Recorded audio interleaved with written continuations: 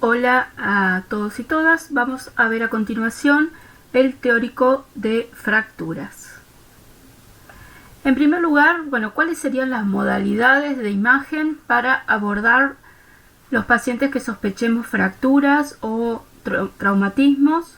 En primer lugar, la radiología simple, que debe ser realizada en dos proyecciones, frente y perfil, o lo más perpendicular posible. Luego, la tomografía computada, que nos permite visualizar adecuadamente la cortical ósea, permitiéndonos observar las imágenes sin superposiciones. La resonancia magnética sería el tercer método, que nos permite evaluar no solo lo que son las fracturas, principalmente las fracturas trabeculares, sino también los tejidos blandos vecinos, como pueden ser ligamentos, meniscos, estructuras de tejidos blandos que pueden estar también comprometidas. La ecografía, en el caso de las fracturas, no es de primera utilización, ya que nos permite valorar muy bien los tejidos blandos, por ejemplo, los músculos, para evaluar desgarros, pero en lo que respecta a la patología ósea, únicamente podría tener uso en el caso de fracturas pediátricas, por ejemplo, cuando no queremos irradiar.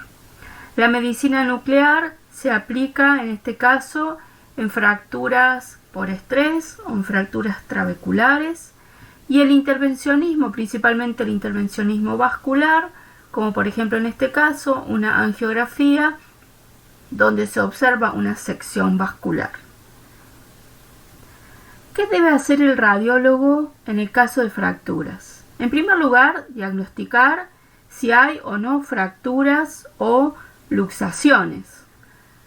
Y también evaluar el tipo de fractura. No alcanza solamente con decir si hay o no fractura o luxación o luxofractura, sino también evaluar el tipo de fractura, ya que eso determinará la conducta terapéutica. Y además, monitorizar los resultados del tratamiento y buscar las complicaciones. ¿Qué tengo que mirar en una radiografía que analizo lo osteoarticular, ya sea fracturas o cualquier otra cosa? Y esto sirve también para los huesos o para las articulaciones. Lo que tengo que tener en cuenta es una mnemotecnia, que es el ABCS. La A viene de alineación, es decir, el hueso está alineado, la articulación está alineada en la posición anatómica normal. Y también la A tiene que ver con la adecuada técnica. La B es de bone, de hueso, donde tendremos que analizar la forma, el número, la disposición, los bordes, el componente, interno, si tiene una lesión lítica, blástica, etc. La C viene de cartílago, que en el caso de las radiografías, como no vemos el cartílago, lo que analizaremos es el espacio articular, que debe ser simétrico. La S de tejidos blandos, es decir, todo lo que rodea a los huesos o a las articulaciones. Entonces, de esta forma, con el ABCS, vamos a hacer una evaluación completa de un hueso o de una articulación en una radiografía. ¿Cuándo decimos que hay fractura? Cuando hay interrupción de la continuidad de un hueso, y esto puede ser una interrupción completa, y a eso lo llamaremos fractura completa, como vemos en este ejemplo. No hay que confundir la fractura con el cartílago de crecimiento, como vemos en esta radiografía de un niño. O la fractura puede ser incompleta, es decir, cuando es parte o es una de las corticales y no las dos, como vemos en esta imagen de la izquierda. Entonces, los signos de fractura es la interrupción abrupta de toda la cortical, en el caso de la fractura completa, o de parte de la misma, en el caso de la fractura incompleta, el cambio abrupto en el contorno liso de un hueso normal, como podemos ver acá, líneas negras o radiotransparentes, y que los bordes o los fragmentos de la fractura tienen bordes irregulares y no muestran línea cortical, como puede ser lo que vemos acá, nuevamente el cartílago de crecimiento o la fisis, que no hay que confundirlo con fractura. Los signos indirectos son la tumefacción de los tejidos blandos, algo que se puede ver también en el examen físico. La desaparición de las bandas adiposas normales. Las bandas adiposas es tejido graso que hay normalmente en las fascias, entre los músculos. Acá en este ejemplo de la imagen de arriba a la derecha, vemos a nivel de la muñeca la banda adiposa normal y cómo está desplazada con tumefacción en el caso de una fractura. También, si la fractura compromete la articulación, es decir, es una fractura intraarticular, podemos encontrar derrame articular, que en general es una lipohemartrosis y nos puede dar esta imagen de nivel líquido-líquido con el líquido, o digamos haciendo como un nivel sedimentario.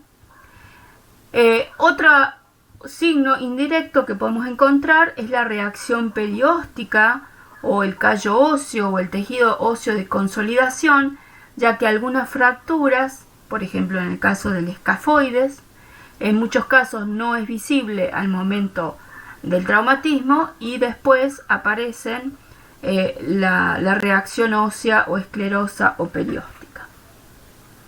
La luxación, que puede estar asociada o no a las fracturas, es la dislocación completa de una articulación, y la subluxación cuando es parcial.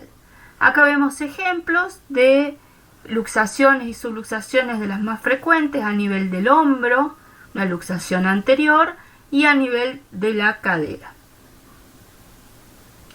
¿Qué hay que evaluar desde el punto de vista radiológico cuando hacemos el diagnóstico de una fractura?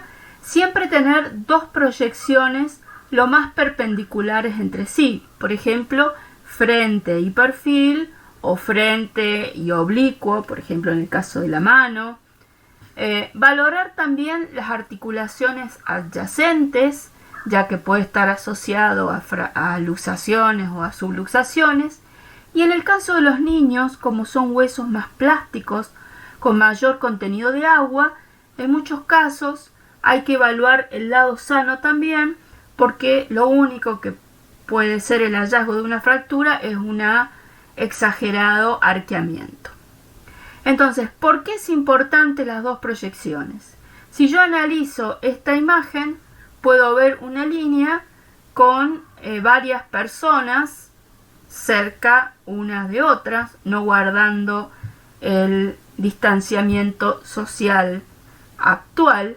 En cambio, si yo hago otra proyección y miro perpendicular a la imagen anterior, fíjense cómo es muy diferente la imagen que veo. Entonces, por eso es importante las dos proyecciones. En algunos casos, como en esta pierna vista en la radiografía de frente, es muy sutil y puede pasar totalmente desapercibida esta fractura, que muy fácilmente se puede ver como un trazo oblicuo en la proyección de perfil. Por eso la importancia de realizar las dos proyecciones. ¿Qué se debe evaluar? El punto anatómico, es decir, esta fractura es del fémur o es del tercio distal de la diáfisis del fémur, es decir, el punto anatómico más exacto posible, y la extensión de la fractura, si compromete la articulación o no la compromete. El tipo de fractura, el alineamiento de los fragmentos, ya que esto determinará la inmovilización posterior o si hay que realizar algún otro procedimiento. La dirección del eje de fractura, que tiene mucho que ver con el mecanismo del trauma. Algunas características especiales, como pueden ser las fracturas impactadas, deprimidas o por compresión. Evaluar las anomalías asociadas, las luxaciones, subluxaciones y diastasis. Vamos a ver posteriormente y más detallado tipos especiales de fracturas y algunas palabras sobre las fracturas particularmente en niños. Entonces, con respecto al punto anatómico, hay que ser lo más precisos posibles. Por ejemplo, en este caso, la unión del tercio medio y distal del fémur derecho. O, por ejemplo, en este otro ejemplo, una fractura supracondilia del fémur derecho. O en este caso, una fractura intraarticular del fémur distal derecho. O en este otro ejemplo, una fractura de la tibia distal que compromete el malleolo. Es decir, el punto anatómico más exacto y si tiene o no compromiso articular, ya que una fractura con extensión intraarticular se considera de mayor complejidad. En el caso si es una fractura abierta o cerrada, tiene mucha importancia el examen clínico, ya que se podrá ver si hay o no lesión, digamos, cutánea. En este ejemplo vemos un desplazamiento franco del cúbito distal y una fractura con múltiples fragmentos del radio distal, una fractura conminuta, en este caso una fractura abierta, aunque insisto en la importancia del examen clínico. A veces en las radiografías podemos encontrar enfisema subcutáneo como un signo de fractura abierta. Es muy importante también determinar si es una fractura que tiene dos fragmentos, es decir, es una fractura simple, como vemos en este ejemplo de este antebrazo, o tiene más de dos fragmentos. En ese caso la vamos a llamar fractura conminuta o multifragmentada. Es importante determinar esto porque cambia la conducta en terapéutica. En una fractura simple será el de la inmovilización, en una fractura conminuta posiblemente requiera un tratamiento quirúrgico. La importancia también de precisar si es una fractura que tiene compromiso articular, como vemos aquí, una fractura de trazo longitudinal en la tibia distal con compromiso a nivel de la horquilla tibio-peroneo-astragalina, o en este ejemplo de una imagen de un dedo, una falange distal con una fractura aquí y otra acá, también con el compromiso a nivel interfalángico. Con respecto al trayecto de la línea de fractura, tiene mucho que ver con el mecanismo del trauma. Por ejemplo, una fractura transversa se refiere al trazo de fractura con respecto al eje mayor del hueso. Esto se aplica, por supuesto, en huesos largos, ¿no? Entonces, una fractura transversa, el mecanismo de acción del trauma en general es perpendicular al trazo de fractura. Las fracturas oblicuas, las fracturas espiroideas o espirales en general se deben a la posición, a la inmovilización, por ejemplo, del miembro y a la rotación del mismo en el momento del traumatismo, o una fractura longitudinal cuando es longitudinal o sigue el eje mayor del hueso. Entonces acá vemos, con respecto a esos ejemplos, vemos las radiografías. Entonces esta es una fractura de trazo transverso, esta es una fractura oblicua, esta es una fractura espiral o espiroidea, y en este caso, que sigue el eje mayor del hueso, una fractura longitudinal. Con respecto a los fragmentos y a su alineación, tenemos que valorar si está alineada o si no está alineada. Si no está alineada, puede estar angulada, y eso refiere al grado de deformidad creado por los fragmentos de la fractura, y al desplazamiento refiere al cambio en el eje anatómico de un fragmento con respecto a otro.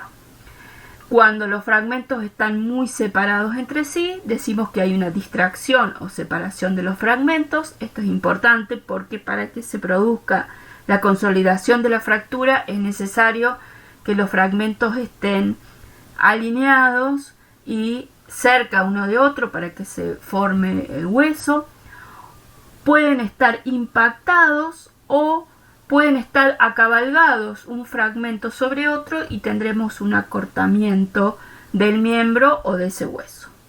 Entonces, cuando valoramos una fractura y vemos que el fragmento distal está hacia adentro con respecto al otro, decimos que no hay alineación y hay un desplazamiento medial. Cuando el fragmento distal está hacia afuera, decimos que hay un desplazamiento lateral.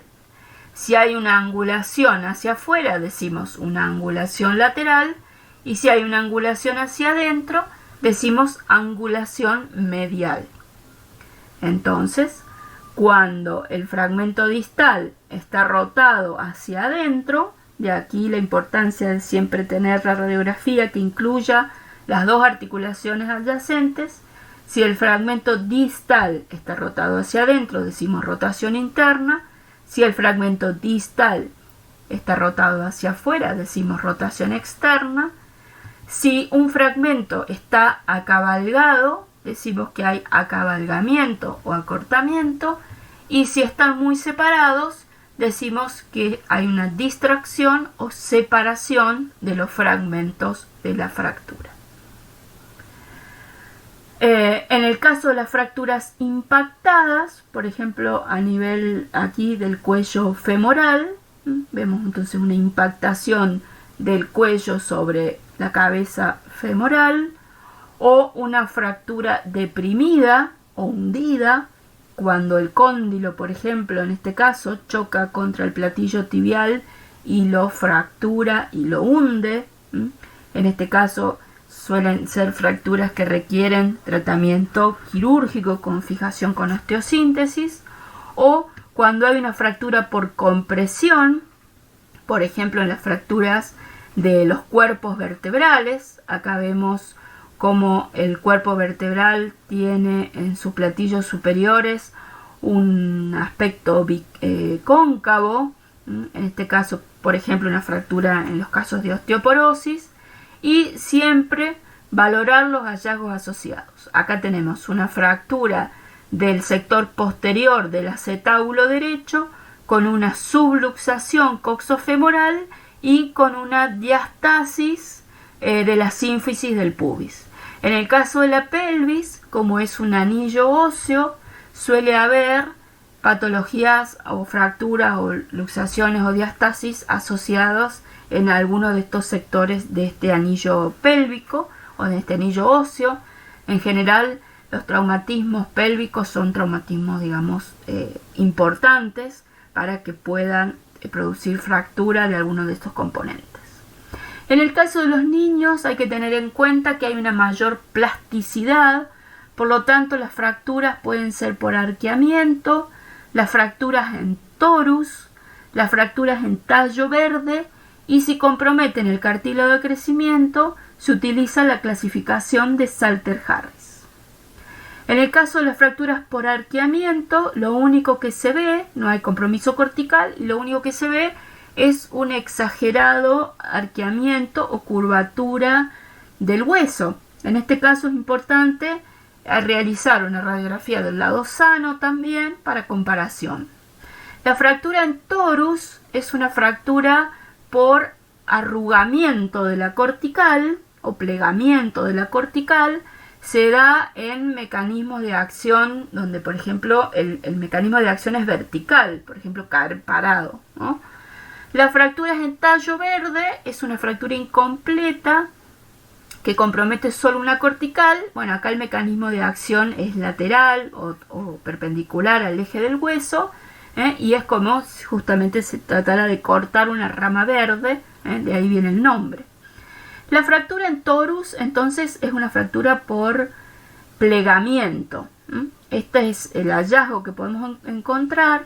El nombre torus viene de esta moldura de las columnas jónicas, digamos, de la arquitectura greco-romana, que tienen como esta moldura. Bueno, de ahí viene el nombre, como de arrugamiento, de plegamiento de la cortical.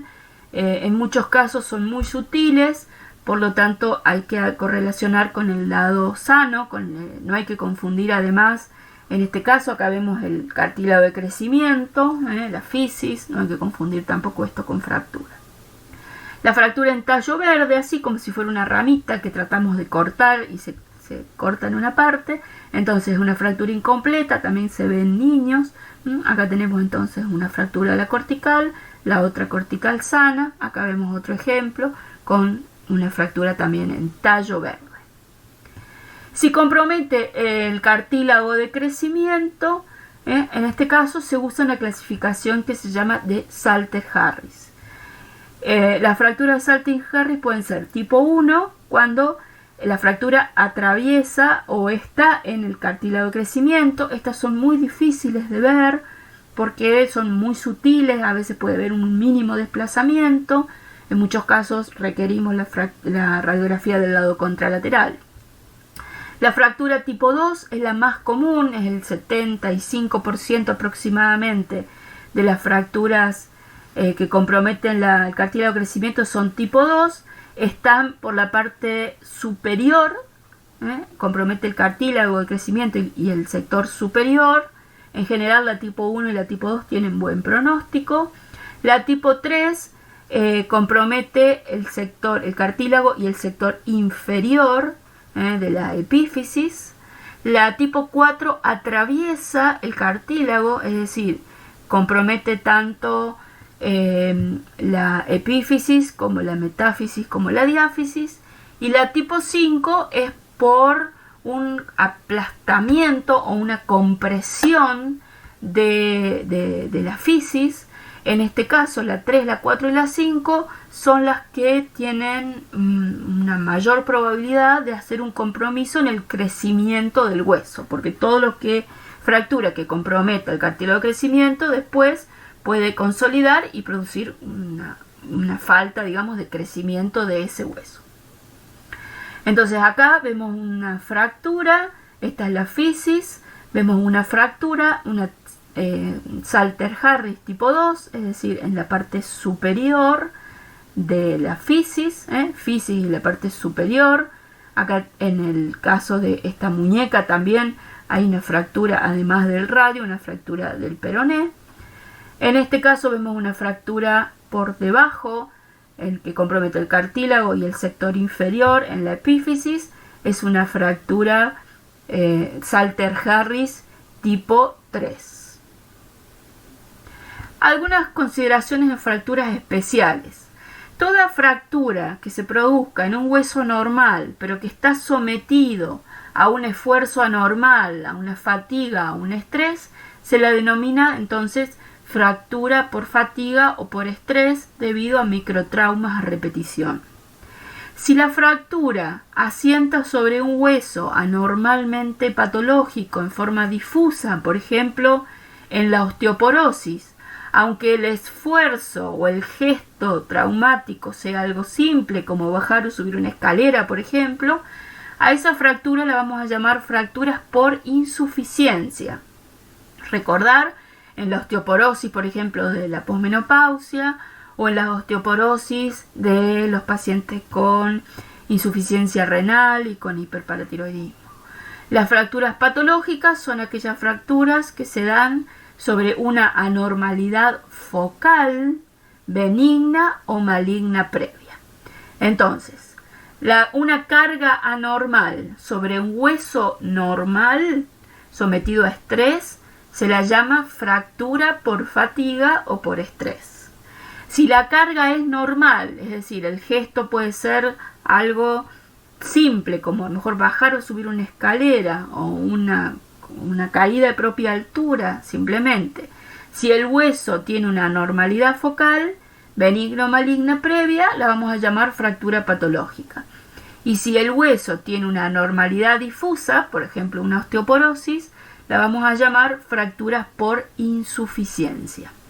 Entonces, las fracturas por estrés también se la llamó la fractura de la marcha, ya que se encontró en soldados que marchaban de aquí para allá, entonces que presentaban dolor a nivel del tercer metatarsiano.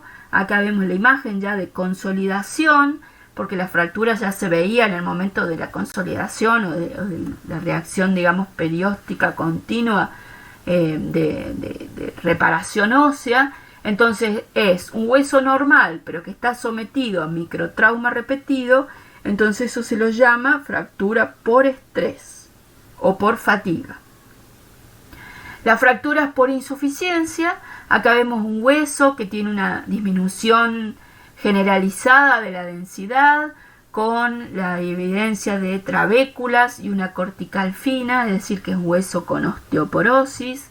Vemos un trazo, en este caso por una fractura trabecular. Acá la cortical está normal, pero el trazo es, digamos, trabecular.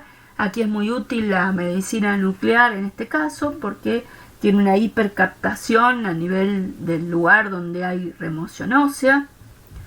En este caso vemos una fractura del cuello femoral, una fractura por impactación del cuello sobre la cabeza femoral. Hay que tener presente que en muchos casos estas fracturas del cuello femoral pueden comprometer el aporte vascular. Esto es frecuente o se ve más a nivel de la cabeza del fémur, de la cabeza del húmero, del escafoides, donde el compromiso, digamos, vascular único que tienen pueden producir después necrosis avasculares. Acá vemos también otro hueso que tiene una clara disminución de la densidad en relación a osteoporosis. Y si tengo una normalidad focal previa, es decir, el hueso tiene una zona debilitada, ya sea por una patología benigna o maligna previa, en ese caso la fractura se llama fractura patológica. Como vemos acá en este húmero, hay una lesión osteolítica que tiene bordes o un patrón geográfico con un borde algo escleroso, probablemente sea una lesión benigna o una lesión no muy agresiva, pero sin embargo es una zona debilitada del hueso y por lo tanto hay fractura. Y en este otro ejemplo hay una lesión osteolítica con un patrón permeativo, es decir, más agresivo, que también produce una zona de debilidad del hueso y una fractura acá a nivel del tercio medio de la diáfisis de este húmero. Entonces son fracturas patológicas. Una vez realizado el diagnóstico, realizada la caracterización de la fractura, realizado el tratamiento, la radiología va a ser útil para evaluar la consolidación primaria o consolidación endóstica y la consolidación secundaria o consolidación perióstica. Hay que tener presente que una fractura al principio, apenas se produce la fractura, se empieza a reparar, pero radiológicamente no va a ser visible hasta que aparezcan componentes radioopacos, digamos, que se puedan ver. Es muy diferente el tiempo de consolidación de una fractura, porque eso depende mucho del tipo de hueso, de la edad del paciente, de si hay patologías previas o no.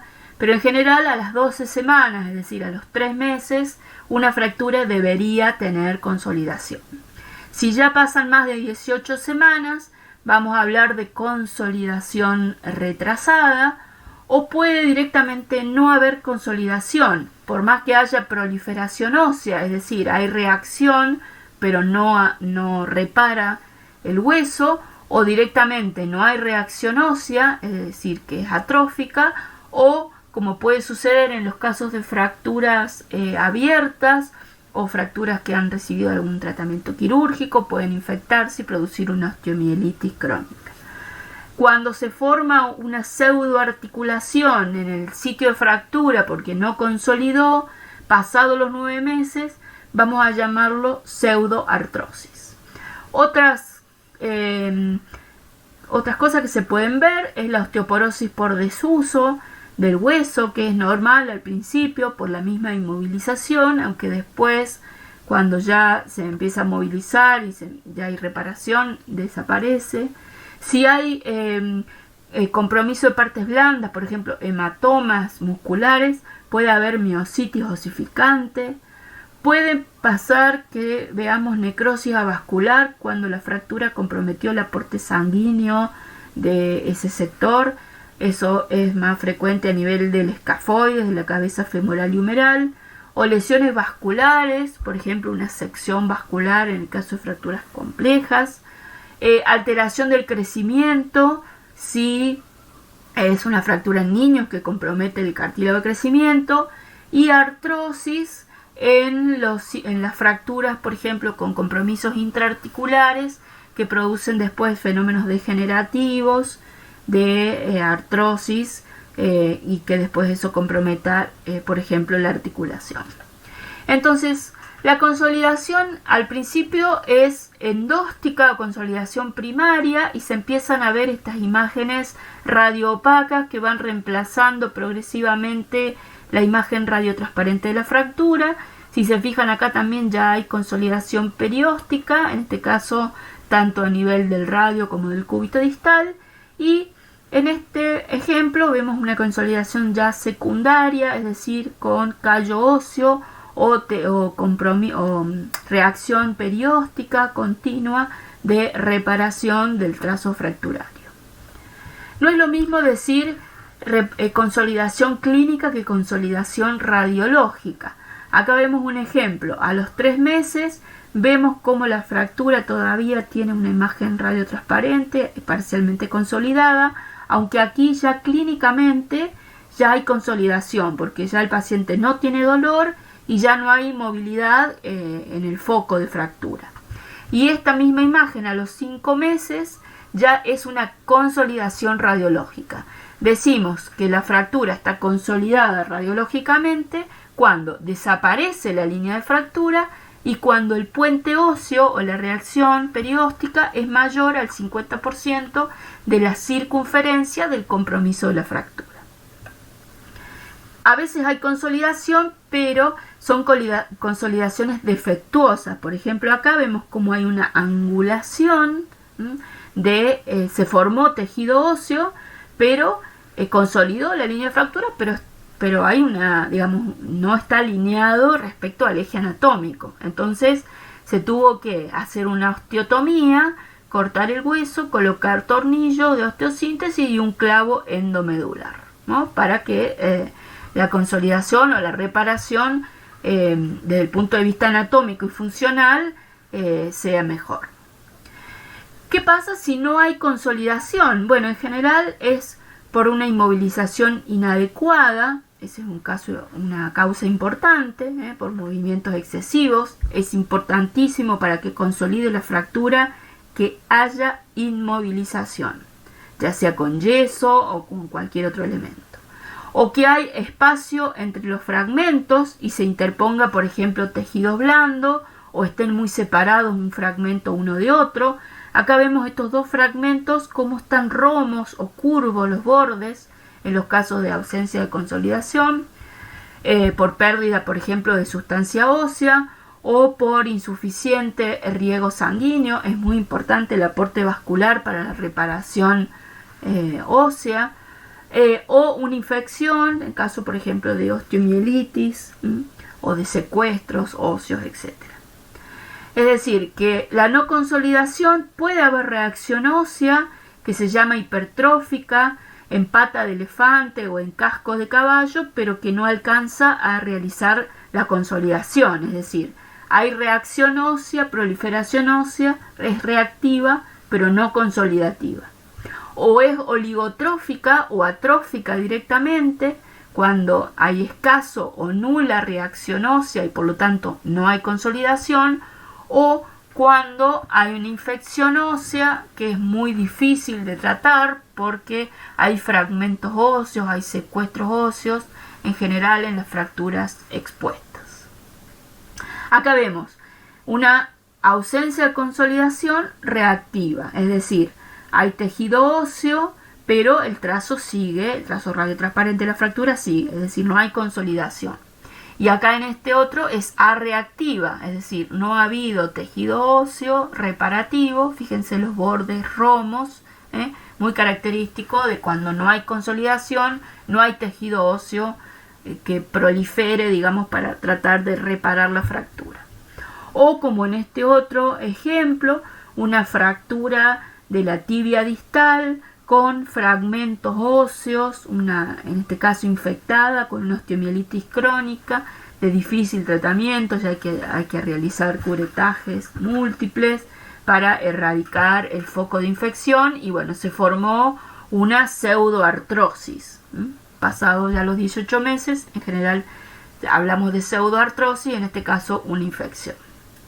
Bueno, los elementos de fijación que se pueden realizar, aparte de la inmovilización con el yeso o similares, tenemos placa y tornillos en reparación de osteosíntesis o por ejemplo de huesos largos o por ejemplo placas con alguna forma en especial en el caso por ejemplo de las fracturas de los platillos tibiales o placas con tornillos de compresión dinámica a nivel por ejemplo de una fractura del cuello femoral o fijaciones externas como en este caso o por ejemplo clavos endomedulares, es decir que los elementos de fijación son múltiples tanto a nivel óseo como también para la fijación de elementos de partes blandas, por ejemplo ligamentos o tendones.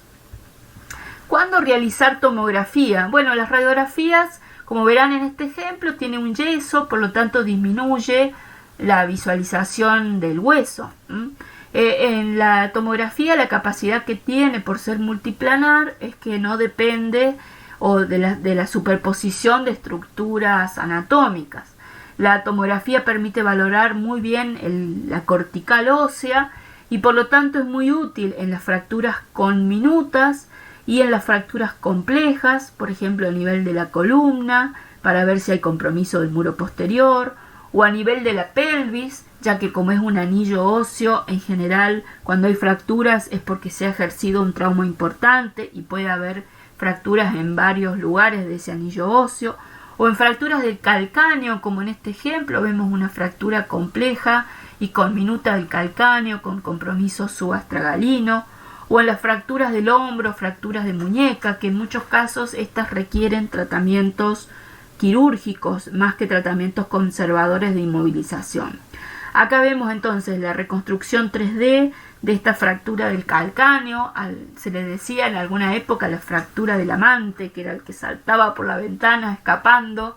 Bueno, creo que eso ya pasó de moda, pero bueno, acá vemos en la imagen sagital una fractura compleja del calcáneo, lo mismo a nivel de la imagen coronal o axial, donde se ven los múltiples fragmentos de la fractura. Fíjense los bordes irregulares característicos, esos tienen que buscar siempre los bordes irregulares que son diferentes, o como lo que vemos acá, que es la cortical y el tejido, digamos, normal subcondral. ¿Cuándo resonancia? Bueno, en fracturas que, por ejemplo, en la columna comprometan el canal raquídeo y puede haber un compromiso medular, como en este caso, hay una clara desalineación, acuérdense del ABCS en los huesos, en las articulaciones.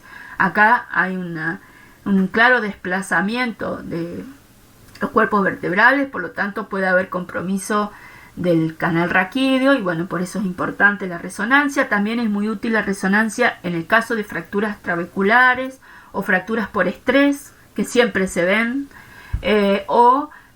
cuando quiera ver los tejidos blandos adyacentes. Entonces el radiólogo tiene que diagnosticar y evaluar el tipo de fractura o de luxación o subluxación, o cuando están juntas llamadas luxofracturas, monitorizar los resultados del tratamiento, buscar las posibles complicaciones. Entonces, para llevar a casa, recordar siempre pedir las dos proyecciones, frente y perfil, o en el caso de algunos sectores anatómicos, oblicuos, axiales, etcétera, lo más perpendiculares posible, porque a veces no se ven algunas fracturas en una proyección. Siempre tratar de incluir las articulaciones adyacentes, porque puede haber compromisos de luxaciones o subluxaciones o rotaciones. Entonces siempre importante las articulaciones adyacentes, que incluya eso la radiografía. En los niños, por la plasticidad de los huesos, en muchos casos hay que hacer también una radiografía del lado normal para comparación.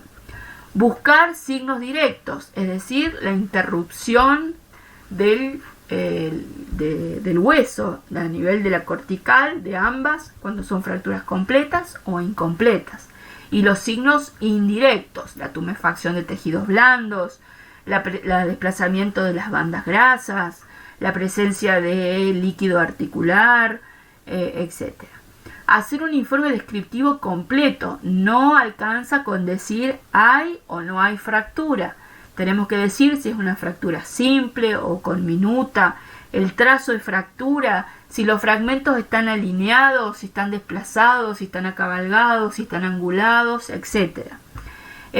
Si hay o no consolidación, hay que tener en cuenta siempre saber el momento que fue la fractura para hablar de no consolidación. En general, aunque es variable de acuerdo a cada hueso, 12 semanas deberían consolidar las fracturas. Y también ver los tipos de no consolidación, si es reactiva, si es reactiva, si está infectada, etc. Y valorar también, por supuesto, las complicaciones. Bueno, eso es todo. Esperemos algún día poder viajar nuevamente. Muchas gracias.